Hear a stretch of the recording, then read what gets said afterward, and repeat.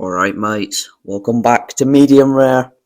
In this week's installment we'll be discussing these rubbish things that really should go in the skip. The Hitachi A series of trains, also known as the IETs, are a family of very much liked high-speed trains operated in the UK. The IETs came around thanks to some aristocrat in the DfT launching the Intercity Express programme, which was looking to replace HSTs and Class 91s on express trains, mainly on the East Coast Main Line and the Great Western Main Line. At the time, it was seen as very controversial to commission Hitachi to build the trains, and people called for a reverse of the decision, but their calls were not heeded. They were originally announced in 2009 as a multiple unit similar to the fairly successful 395 Javelin units, which hadn't even entered service by then. They then spent the next 4 to 5 years in development before the first operator began using them. With many teething problems, the IETs entered service with GWR in October 2017 in the form of the Class 800. In August 2018, they were joined by the relatively similar Class 802. These displaced most HSTs on the GWR network within a few years. The next operator to acquire members of the 800 series was LNER. The Class 800 began operations with LNER in May 2019, with the 801s following later that year. These two classes alone within 50 months wiped out HSTs on the East Coast Main Line and didn't take long to displace most of the Class 91s, until they had to be pulled from service in 2021 due to frame cracking. Today, the IETs are among the most common trains you can see on the network, with 5 total long-distance operators such as TransPennine Express, Lumo, Hull Trains, as well as the aforementioned LNER and GWR, with more operators to join the party soon with the likes of Avanti West Coast and East Midlands Railway. Across the whole series of trains, the quality of ride is questionable. Especially on some certain operators, the seats can be harder than an ex-user's ego. There is no buffet if you're a GWR user, just a trolley service that doesn't exist. The bogs on these trains are also small and plastic, apart from the disabled one of course. As well as this, I have gathered from certain sources there is no dedicated bike space, just a cupboard somewhere in one of the vestibules. Apart from all of that though, the trains ride quite well on the track and are fairly quiet, unless you're using the East Coast Main Line at rush hour.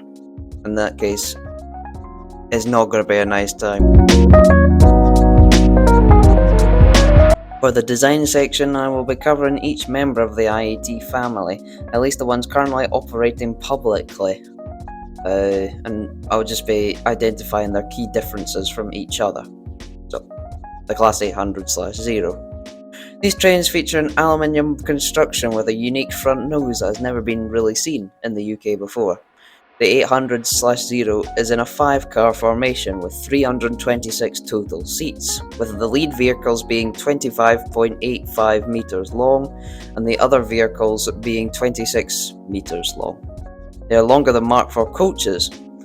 As well as this, the standard pantograph and traction motors, these multiple units have 3 MTU 1600 R80L 21 litre V12 turbo diesel engines, outputting 750 or 940 horsepower per engine, depending on the operator. The units have been designed to have the ability to switch between the two for working beyond the wires. It is also quite good for acceleration and deceleration, at least up to 40 miles an hour, with regenerative braking. On the 25 kilowatt wires overhead, these trains can only do 125 miles an hour. On diesel, however, they can barely manage 110 miles an hour, which is fine for the routes they run. Operators of this class, GWR.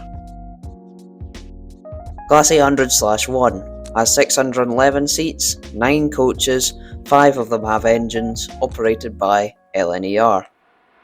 Class 800/2, 302 seats, 5 cars, 3 motorised, operated by LNER. Class 800/3, 650 seats, 9 cars, operated by GWR. Class 800/1. The main difference from the Class 800 is that the 801s only have one MTU power plant for emergency use only. The 801/1 has 5 cars and a capacity of 302 seats, operated by LNER. Class 800/2, 9 cars, 611 seats, operated by LNER. The Class 802. The Class 802's main difference from the last two is that it's basically just a Class 800 with slightly more powerful MTU power plants. The Class 802/0. 5 cars, 290 seats, operated by GWR. Class 802/1. 9 cars, 647 seats, operated by GWR. Class 802/2.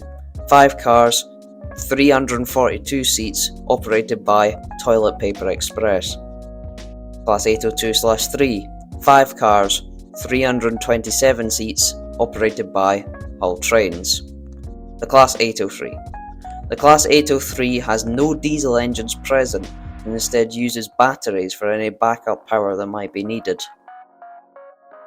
These trains, the 803/0, 5 cars, 402 seats, operated by Lumo. That was one take.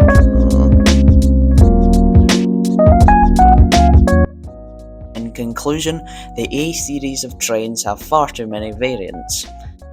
They are of mostly poor quality and aren't really liked by enthusiasts or the public.